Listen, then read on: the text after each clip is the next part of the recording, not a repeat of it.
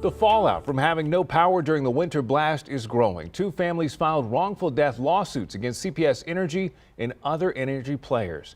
KENS 5 consumer reporter Nicole Kahn joins us now to explain why these Bexar County families believe the lack of electricity was deadly. Nicole? Aaron, we have a wife and daughter who filed two similar lawsuits. In the first, a wife says her husband needed medically necessary dialysis. The lawsuit claims the facility where he received it lost power on February 15th and was closed for 4 days. Two of his scheduled dialysis appointments were canceled during that time. On the fifth day, he was able to have dialysis, but collapsed as he was getting into his son's van to go and died. The second suit says a mother was dependent on electrically powered oxygen equipment.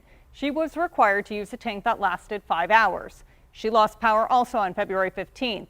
The family called her medical provider to request more oxygen when her tank emptied, but was told more couldn't be delivered because of poor road conditions. The mother struggled to breathe without the oxygen equipment. The family called paramedics that same day, but before they arrived, the mom died. Both lawsuits say the power outage was the direct cause of these deaths. The families are asking a court and jury to decide the amount of their loss, which should include funeral costs and suffering. CPS Energy says it has no comment on these lawsuits. KENS 5 will continue to follow these.